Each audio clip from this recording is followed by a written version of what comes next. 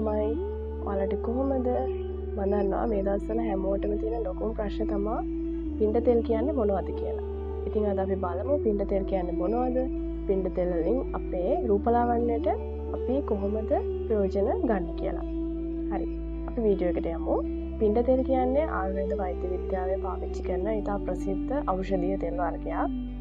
මෙයාලා මේකේ සඳහන් කරලා තියෙනවා මේකේ ප්‍රයෝජන විදිහට දාහය අධික කුෂ්ඨ රෝග, හම පිපිරීම, යටිපත්තුල් රත්තු කළු පැහැ ගැන්වීම, උග්‍ර වේදනාව හා ඉදිලුම සහිත වාත රක්ත රෝග සඳහා ගුණදායක වේ කියලා.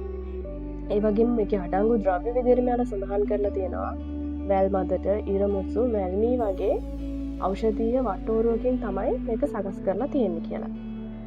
ඒ වගේම මිලිලිටර් 300ක බොටල් එකක් මිලිලිටර් 30ක බොටල් එකක් රුපියල් 300ක වගේ මුදලකට මම අරන් තියනවා. ඔයාලා හොඳට මතක තියාගන්න ඔයාලා පින්ඩ තෙල් එකක් ගන්නවා නම් අනිවාර්යෙන්ම පිළිගත් ආයුර්වේද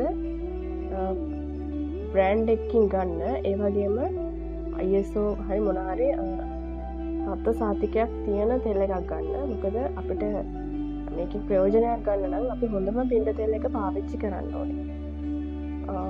පින්ඩ තෙල් වලින් ලැබෙන ප්‍රයෝජන විදිහට අපිට ගන්න පුළුවන් අපේ හමට හොඳ හයිඩ්‍රේෂන් එකක් මේකෙන් ගන්න පුළුවන්.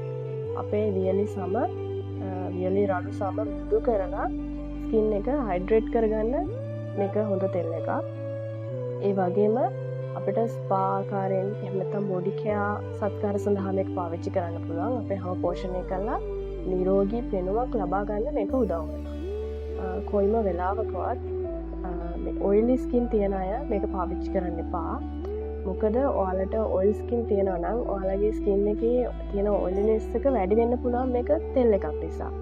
ඒක නිසා ඔයිල් ස්කින් තියෙන අය විශේෂයෙන්ම මූණට පාවිච්චි කරන්න එපා. මොකද මූණේ තියෙන ඔයිලි ගතිය වැඩි වෙලා ඔයාලගේ පෝසස් ක්ලොග් වෙලා මූණේ කුරුලෑ බිබිලි වගේ දේවල් මුන්නට එන්න පුළුවන්. ඒ නිසා ඩ්‍රයි ස්කින් තියෙන අයට මේක පාවිච්චි කරන්න පුළුවන්.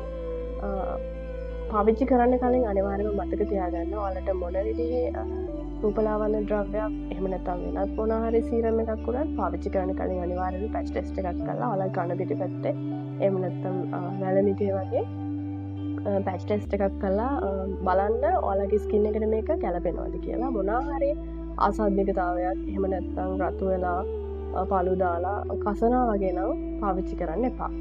හරි.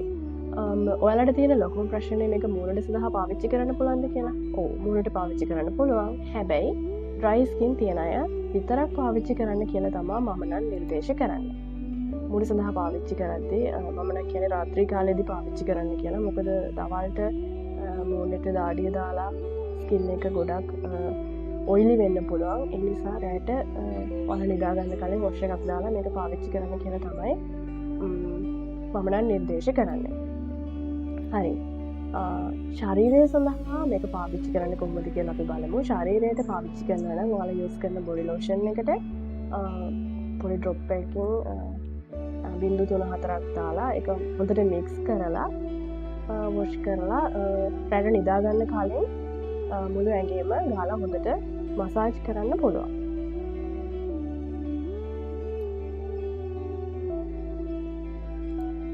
පින්ඩ තෙල් පාවිච්චි කරද්දී ඔයාලා සැලකිලිමත් වෙන්න ඕනේ කරුණු කීපයක් තියෙනවා. ඒ තමයි ඔයාලගේ ස්කින් එකේ මොන හරි තුවාලයක් එහෙම නැත්නම් කස්සලා හරි මොන හරි සීරීමක් වගේ දේවල් ඔයාලගේ හැමේ වෙලා තියෙනවා නම් කොයිම වෙලාවකවත් මේක යූස් කරන්න එපා.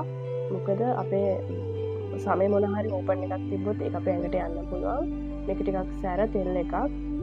මේක කොයිම වෙලාවකවත් මෙයාලා රූපලාවන්‍යයට පාවිච්චි කරන්න කියලා සඳහන් කරලත් නැති නිසා ඔයාලා ඒ වගේ අවදානම් වැඩක් කරන්න එපා.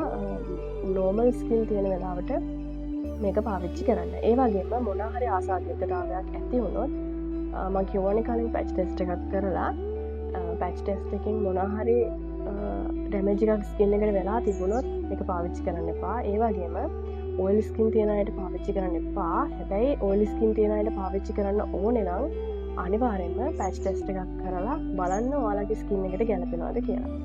එහෙම නැතුව ඔයාලා නෝමල් ඔයාලගේ බොඩි එකට යූස් කරනවා නම් ඒත් ඩේලි යූස් කරන්න එපා කියලා තමයි මම නම් කියන්නේ. සාමාන්‍යයෙන් සතියට දවස් 2ක් 3ක් වගේ යූස් කරන්න. මොකද රේලි යූස් කරන්න එපා. මේක රූපලාවන්‍ය සඳහා පාවිච්චි කරන්න තියෙන තෙල් එකක් නෙමෙයි. මේක වෙනත් රෝගවලට පාවිච්චි කරන එකක්. ඒ වුණාට රූපලාවන්‍යයට සුදුසු ඖෂධ තියෙන නිසා අපි එකෙන් මොන හරි ප්‍රයෝජනයක් ගන්න පුළුවන් නිසා අපි පාවිච්චි කරනවා නම් ඒකත් සතියට දවස් 2ක් 3ක් වගේ පාවිච්චි කරන්න කියලා තමයි මම නම් නිර්දේශ කරන්නේ. හරි. ඔයාලා ගොඩක් අයට තිබ්බ ප්‍රශ්න ගොඩකට විසඳුම් අද මම දුන්න කියලා මම හිතනවා. මීට අමතරව මොන හරි ප්‍රශ්නයක් තියෙනවා නම් මේකට මැසේජ් එකක් දාන්න. එහෙම නැත්නම් කමෙන්ට් එකක් දාලා අහන්න මම ඔයාලට උත්තර දෙන්න. හරි. අදට වීඩියෝ එකෙන් සමුගන්නවා. මේ වගේම තවත් වැදගත් වීඩියෝ එකකින් ඉස්සරහටත් හම්බෙමු. ඔයාලා හැමෝටම සුබ දවසක් කියලා ආදරයෙන් ප්‍රාර්ථනා කරනවා.